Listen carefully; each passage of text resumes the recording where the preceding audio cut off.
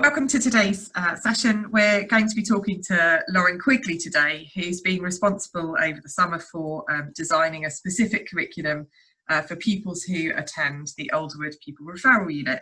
So, Lauren, before we start, can you just tell us a bit about the pathway that this curriculum is designed to support? Yes, of course. So this is the Key Stage 2 Springboard dual placement curriculum.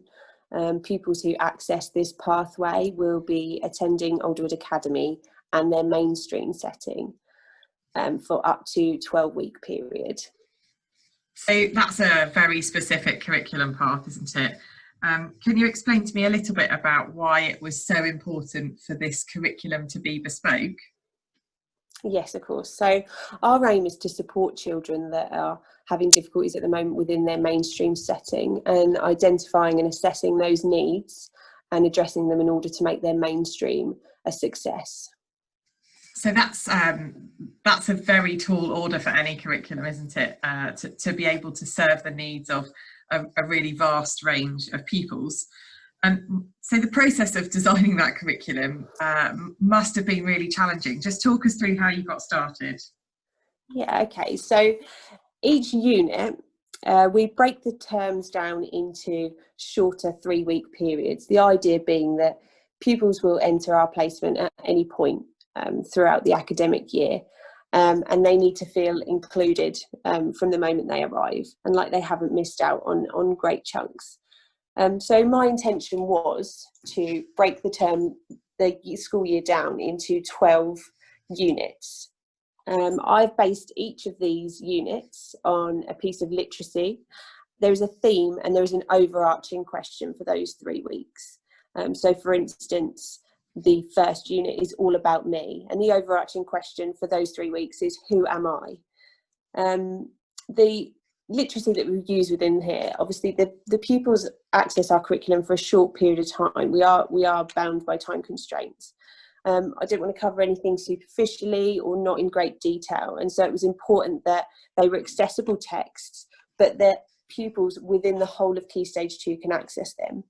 So for instance, every term the pupils will experience some poetry and writing their own poetry. And I can start this as simple as rhyming, alliteration, and it can go all the way up to metaphors, similes, onomatopoeia, based on each pupil's specific need. But yet everyone can access the same theme and overarching question. That's a huge piece of work, and it really screams that you're making reading and literacy skills absolutely central to this provision. So you said right at the beginning there, Lauren, that you didn't want to cover anything superficially. You wanted to do a few things really well, I think. So how did you decide what was the most important to include?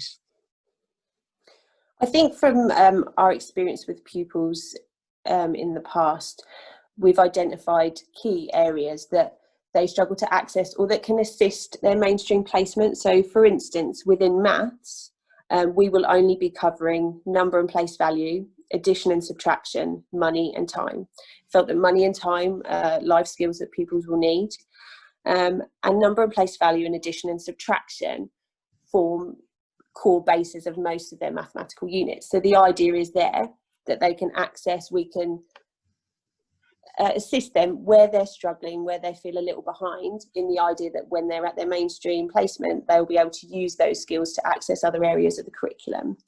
For instance, in science, we focus on working scientifically and the vocabulary. So again, they can access the whole national curriculum from year 3 to 6. And in your careful selection of which aspects of the national curriculum are included in the curriculum for that pathway, how is that content then sequenced? It's sort of broken into these 3-week blocks, and then across that 12-week curriculum or the full academic year, how's that sequenced? The idea is that these will be repeated and we will revisit them naturally, organically as they come up. The idea then being that they will be revisited again within the mainstream placement. And why is that so important, Lauren? Again, for the acquisition of learning, children, through the repetition and revisiting it organically, they will learn more, they will be able to do more and apply it to more scenarios. Excellent. And clearly within those pathways, as you revisit that learning over time, it gives you as teachers the opportunity to work out how well children are progressing. So within this pathway, do you have a mechanism for judging whether children are successfully acquiring the knowledge that you want them to? Yes, assessment is occurring daily. There is a high staff to pupil ratio, so we can spend a lot of time with each pupil assessing what they are aware of, where they need more help. We work closely with mainstream to identify that as well. Sort of within 6 weeks, we would assess more formally when they arrive in 6 weeks, and then at 12 weeks, but assessment is happening all the time. And that gives us the chance then, if the curriculum needs to be adjusted for certain pupil needs, then we can do that immediately. We don't need to wait. That can just be changed and addressed as it arises. So would you say that being flexible and responsive are key aspects of how this curriculum has been built? Is that deliberate?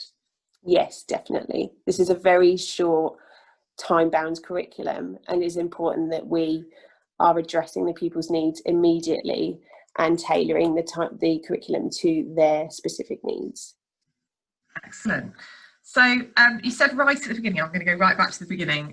You said we choose a specific text which makes up essentially a literature spine for this curriculum. Mm-hmm. What else did you do to make sure that reading was absolutely central to this provision? So reading is not just within our literacy timetable. Reading will come up within our science, within our maths, within our PSHE. It's in the vocabulary that we use every day. It's in displays in their classroom. We're giving children the opportunity to read constantly, not just in a set reading or literacy session. And why do you think that's so important for the pupils that this curriculum will serve? Because reading and confidence in reading is sort of the key to them accessing everything now, in the future. And it's so important that they feel confident and supported within that to access the world around them, not just for when they're pupils, but for when they're adults too. So that's a really interesting point, isn't it? How children access that world around them. And clearly within your curriculum, as well as the content that you've included, you've thought carefully about the experiences that children have.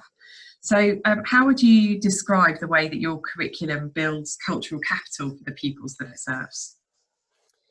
Well, we aim to expose children to a wide range of experiences that they may not have had before or had the opportunity to enjoy. So we have a locality experience, which again is linked to the unit. We have a world of work visitor to every term. And we have memberships as well. So we will have animal adoptions. And we're trying to support local businesses and communities. So they'll be within Jimmy's Farm, Balham Farm and Colchester Zoo. Again, supporting the children with their local area and the world around them. And you've said a couple of times that you've linked the curriculum very closely to the local context. Why is that particularly important for these pupils? I'm trying to think how I want to word this, sorry. I think when we're looking at a curriculum and a pupil and what we're delivering, I think it's important we think of their future and think of them as adults. It's important that they know their local area and the experiences around there, what is available to them, that they're thinking about work for the future and how they can access that, and building their confidence in the area around them. And opportunities. That's a really fascinating notion, isn't it? That this kind of idea that even in such a short placement, you're focused on who are these children and who are they going to become, and that connection to their local context feels really significant. And okay, so in the dream world we'd write something and never have to write it again, but clearly there'll be a process of refining this over the year ahead. So what are your plans for making sure this is as successful as it can be? I think constant review, assessing what's working, reviewing it, changing where we need to. Ideally we have this plan and this plan is in place, but we need to be flexible to address the needs of the pupils, and they're changing all the time. The pupils that will access this Springboard curriculum no two pupils will be the same. So it's important that this curriculum is flexible, it's accessible for all, and it peaks to their interest. On a personal note, Lauren, how are you feeling about getting started at the beginning of the new academic year with this? I am very excited for this opportunity. I think the Springboard placement is going to be a wonderful opportunity for children to be successful within their mainstream setting, to support just the little gaps, to support the mainstream school and work together for the best interest of that pupil. That's great. Well, I can't wait to hear in a few weeks' time how the first round of units has gone. Lauren, a huge thank you for your time and an amazing well done for the achievement of getting this curriculum to the point that it's at now. We'll look forward to speaking to you in a few weeks' time and hearing how it's going. Thank you very much, Lauren. Thanks.